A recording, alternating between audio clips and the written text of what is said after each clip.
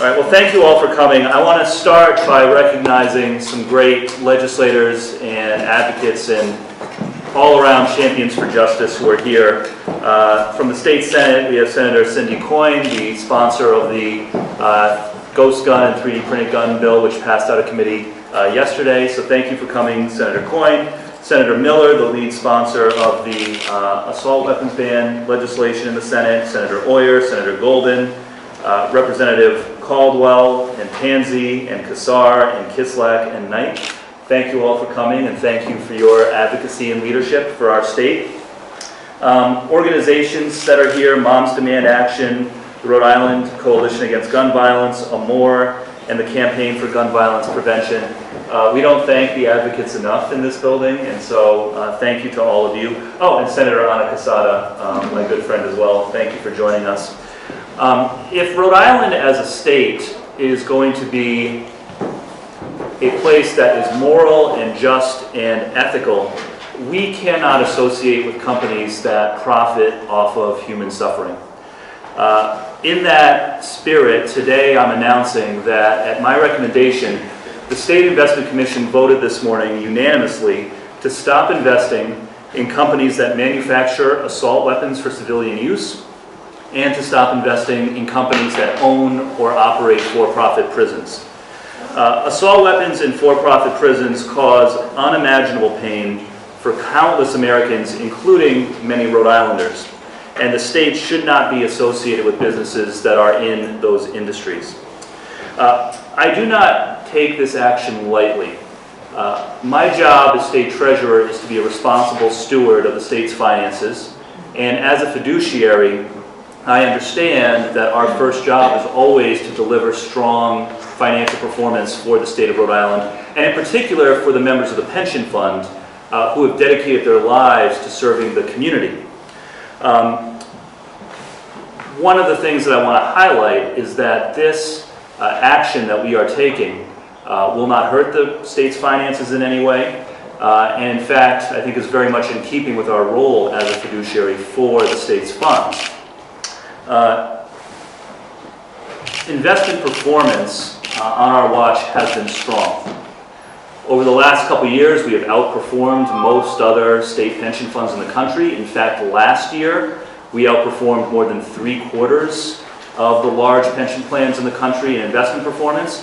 Since I launched the Back to Basics investment strategy for the pension fund, we've earned more than $2 billion of investment gains for the retirement system. So we're doing well. Our performance has been strong, and it will continue to be strong. The companies that we are going to be divesting from that are in these industries collectively make up less than 0.003% of the pension fund. So we can do this, and it will not have, we can do the right thing, the moral thing, and it will not have any material impact on the financial health of the retirement system at all. So why these two industries in particular? There is a growing epidemic of gun violence in this country, and particularly in recent years, a disturbing growth in the number of mass shootings happening nationally.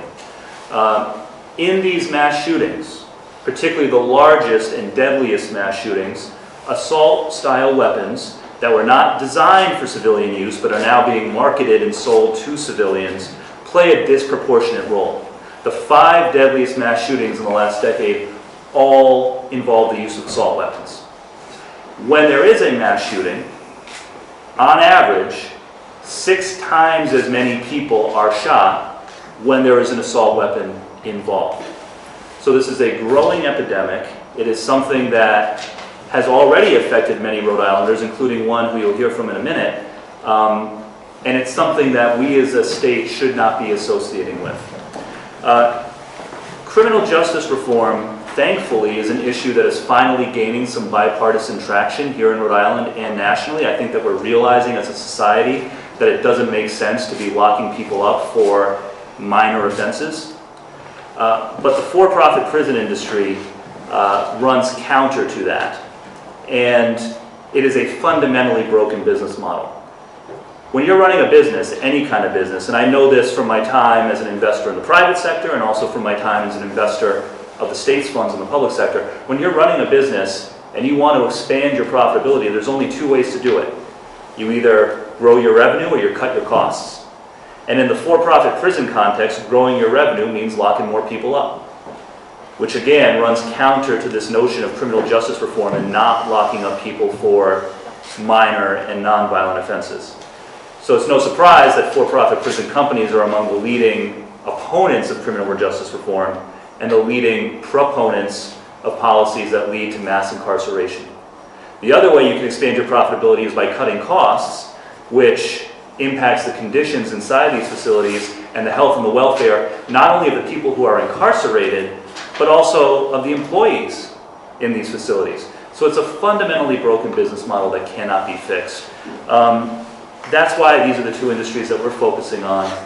They're fundamentally immoral. They're at odds with our values as a state, in my judgment, and in the judgment of the Investment Commission.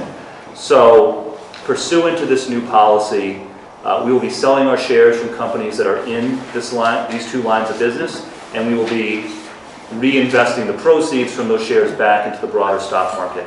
I'll note that we are not the first, but we are among the first states in the country to take these steps. I believe we'll be the fourth state in the country to divest from companies that manufacture assault weapons. We will also be the fourth state in the country to divest from companies that operate for-profit prisons. It's the right thing to do. We can do it responsibly. We can do it in keeping with our fiduciary obligations and our obligations to the state of Rhode Island. One last thing I'll note before I introduce our other speakers is, particularly with assault weapons, some of the people who are most impacted by these types of weapons and by the crimes that they are associated with are people in professions that we serve in the retirement system. You know, who's in the pension system? It's teachers, it's first responders, police officers. So again, if our mission is to serve the members of the retirement system at the State Investment Commission, this is very much in their best interest.